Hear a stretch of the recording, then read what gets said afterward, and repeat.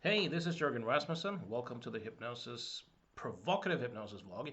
Let's talk about the relationship between meditation and hypnosis. So, I've had a long experience with both. I started meditating when I was 14 in 1991, and I started working professionally as a hypnotherapist in 1998. So, having a foot in each of these camps, I have often been asked by people, is hypnosis and meditation the same? Are they different? And I would argue that although both hypnosis and meditation have some similar elements in common, like using focused attention and imaginative involvement, and there being a lot of contextual and situational factors at play, I would argue that hypnosis and meditation are essentially different. And here's how. Now, let me add this though. I don't know exactly how hypnosis or meditation works. There's a lot of different models, so this is not going to be a complete answer. But I really like and also think there's a lot of support for it scientifically what Jay Haley used to write about when he said that hypnosis is essentially a paradox, meaning that when you do hypnosis with someone, and it is a do with someone activity, you're essentially directing someone to behave spontaneously. So you might say something to the effect that in a few seconds, one of your arms is going to lift, and I don't know if it's going to be the left arm or the right arm. So you're kind of suggesting that one of the arms is going to lift. Now, what you're saying to the person is, I want you to lift your arm, but I don't want you to do it. And the way people kind of solve this paradox is, of course, by intending to lift their arm and lifting their arm while simultaneously not being aware of that intention. Essentially thinking something and kind of forgetting or losing awareness of the fact that they're thinking. And this generates the experience of non-volition, that I'm not doing it and it's just kind of happening to me, and or sometimes the hypnotist or the suggestions made me forget my name, or made me hallucinate a dog, or made my feet remain glued to the floor so that the more I tried to lift them, the more they remained stuck. Um, so if you look at hypnotic responding, then people, one person is guiding another person to have a suggested experience. The hypnotic subject intends to have the experience. They think it up, they construct it, while simultaneously not being aware of the fact that they're doing so. It's that experience of the whole thing feeling non-volitional, that whole I'm not doing it, my hands are just lifting, or the name just disappeared, or the hallucination just kind of appeared. Uh, that's kind of the hallmark of a hypnotic response. Now, if you look at, and again, there are several forms of meditation with several objectives. If you look at mindfulness meditation, uh, then it's essentially the opposite. What you're training yourself to do in mindfulness meditation is you're really training your capacity to really see thoughts as thoughts, and to very early become aware of intentions.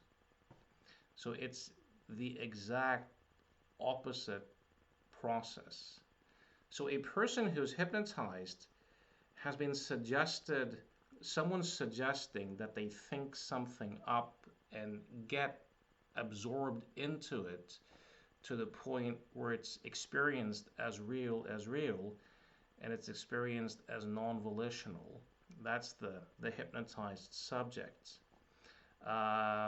You could say in the in the words of Zoltan Dienes, who's a hypnosis researcher and has something he calls cold control theory. You could say that hypnosis then is a failure of metacognition, a failure to be aware of intentions. So it's a form of self-deception in that sense, a strategic self-deception, a strategic veiling of intentions to help oneself achieve some sort of goal or outcome. But again, if you train yourself to meditate, you're training metacognition and meta awareness, that capacity to be aware of thoughts and feelings and intentions. Of course, intentions are just another form of thoughts, but to be aware of those and to really see thoughts as thoughts, and thereby breaking the spell of constantly being identified with the very next thought, feeling, or mood state that arises. And this is why one often talks about meditation as waking up. You know, what you're waking up from is that spell of constantly being identified with the next thought, which makes it seem as if whatever the next thought is, my very being shares the limitations and destiny of that thought, feeling, or mood state, which is why we say I am depressed, or I am anxious, or I am insecure. It seems as if these thoughts and feelings, that we are the voice of the mind, so to speak, and that we share its destiny, and that it's mine. Um, Done really skillfully, like if there's a lot of concentration and sensory clarity, it can be seen that the feeling of intention, like I want this, or I intend to do that, that thought often seems like us. It's me in a sense, right? And that's another thought not seen as a thought.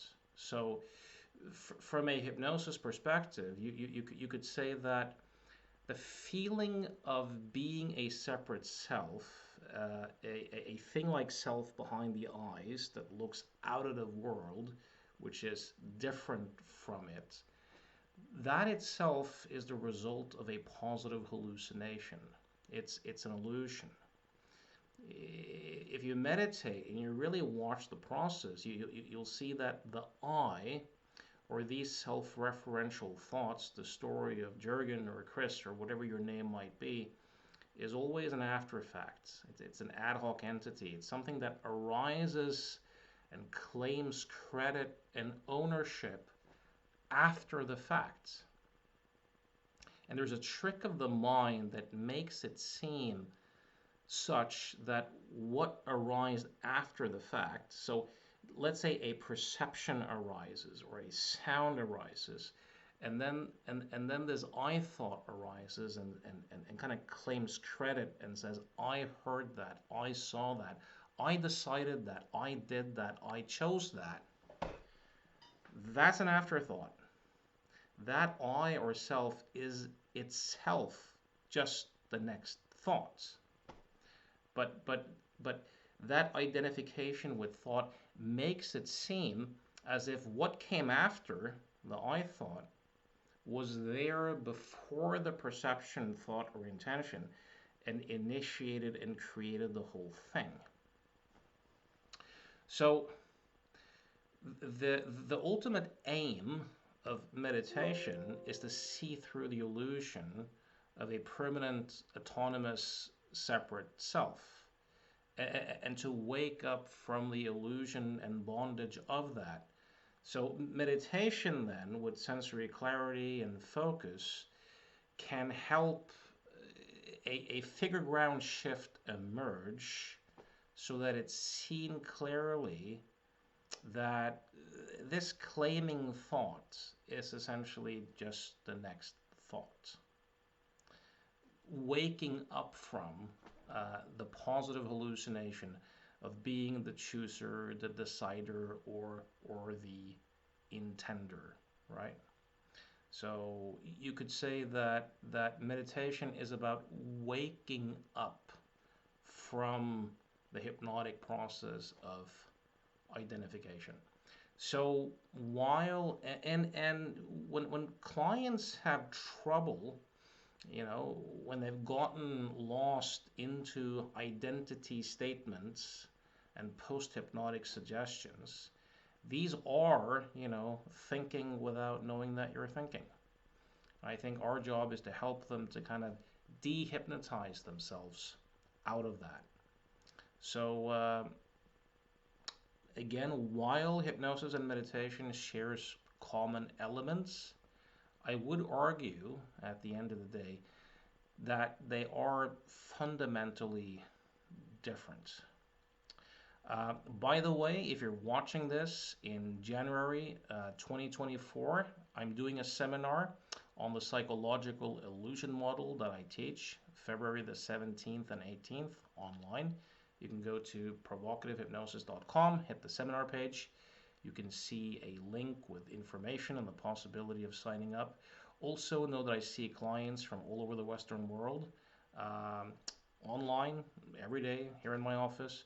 So if you would like to explore mentorship or making some sort of change in your life, you can contact me at provocativehypnosis.com to explore and see whether we are a good fit and it makes sense for both of us to work together as a team. As always, thanks for listening.